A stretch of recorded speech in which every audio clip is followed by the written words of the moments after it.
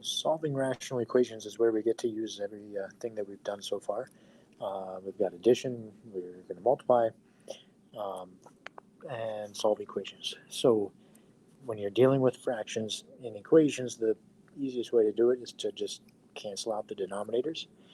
So to do that, we're going to use multiplication. So this fraction here has an n squared on it, so I need to multiply it by n squared to cancel out the n squared. So whenever I multiply, I need to do each thing by by the same thing, right? So everything's going to get multiplied by n squared. Now, the 1 doesn't have any fraction to worry about, so you don't need to think about that. The last fraction over here, though, has 4n squared. Now, the n squared is going to cancel out, but that 4 is going to still be there. So you'll probably want to multiply everything by 4 as well. So I'm going to put a 4 on each of those n squares, and then that's going to cancel out the 4 and leave just a 1 over there. And on the middle fraction here, the n squared is going to cancel, but the 4 is still there, so I need to distribute the 4 into everything that's left. So 4n squared, and then negative 36n, and then plus 80. And then equals, the other side is just 4n squared times 1 is 4n squared. Now whenever I have a square in an equation, I want to get it equal to 0 and then solve it by factoring. Now, fortunately, on this one, if I subtract this 4n squared, it's going to get it equal to 0, but it's also going to get rid of the n squares completely. And I got these like terms, I'm going to combine those, so plus 81. Now I don't have a square, I don't have a quadratic, so I just solve it for n. So I'm going to add the 36n and get the 36n away from the 81. And now I just divide by 36. And there, this fraction will be my answer. Now, if I can simplify it, I want to simplify it. So both 81 and 36 can be divided by 9. So 36 divided by 9 will be 9. And, sorry, 81 divided by 9 will be 9. 36 divided by 9 will be 4. So there, I have my solution. Now it says to check for extraneous solutions.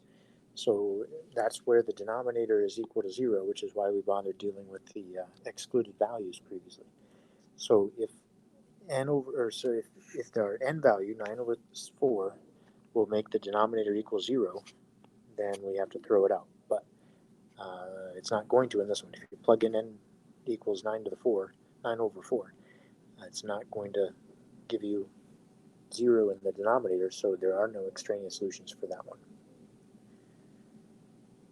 So let's go check out number 3 here.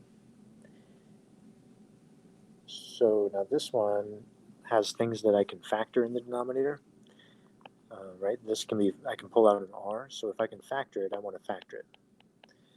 So that's going to turn into that. So the r came out, and I'm left with r minus 4. Then, now I want to cancel out the denominators, so I'm going to multiply by r to cancel out that denominator. Whatever I do to one piece, I have to do to all the pieces. And then I'm also going to multiply by an r minus 4 because I haven't canceled that out yet. So along with the r, I need to multiply by r minus 4. Maybe I should do that in a different color here so it stands out more. So along with the r, I'm going to do r minus 4 on each piece.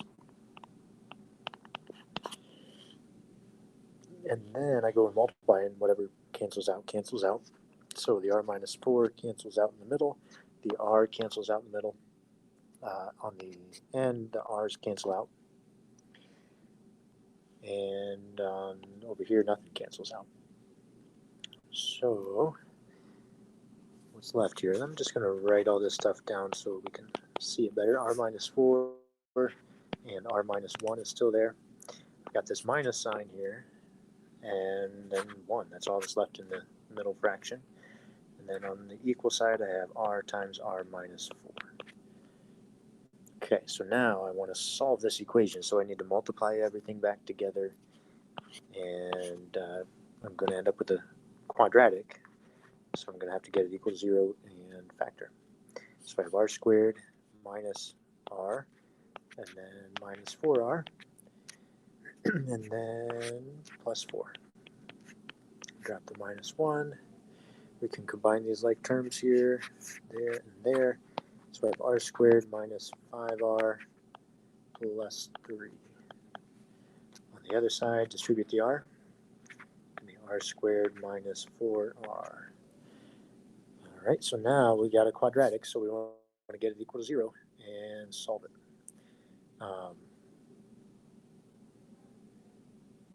So let's subtract the r squared. Now again, the r squareds are going to cancel out, which is nice because we won't have to factor.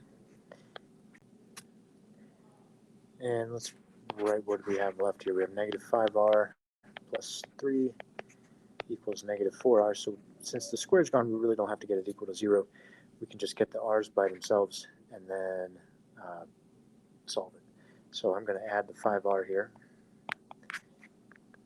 to get the r's all on one side. That'll leave me with 3 equals 1r. So there's my answer. Now again, if I go back to the original, if I plug in 3 to the denominator, nothing's going to give me a 0. 3 minus 4 is not 0. Plugging in 3 for r is not going to be 0. So there's no extraneous solutions for that one either.